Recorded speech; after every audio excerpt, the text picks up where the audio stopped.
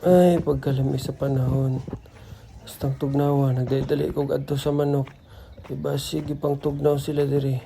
Kung sa akong pagtanaw, na dyan ko'y nakita ang isa. Gitugnaw jud, mo to nakadesisyon ko nga ako siyang painitan. Basta hilig jud ka og mga hayop jud, dili jud mawala sa imong sarili nga mag-care ka para sa ila. Samot na makita nimo maglisod sila, matugnawan sila.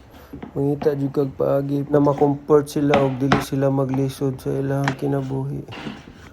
So karon kay nakadesisyon man ta. Atuan na siyang adubuhon karon para di na niya batiyon ang katugnaw hantod sa hantod.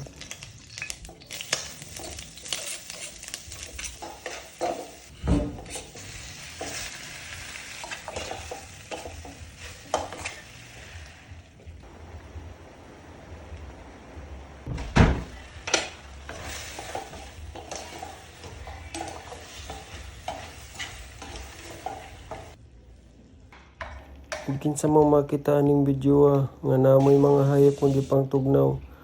Guys, ug wala mo ilabot sa ilahaing na lang ko ninyo. Kaya ako'y bahala ana nila.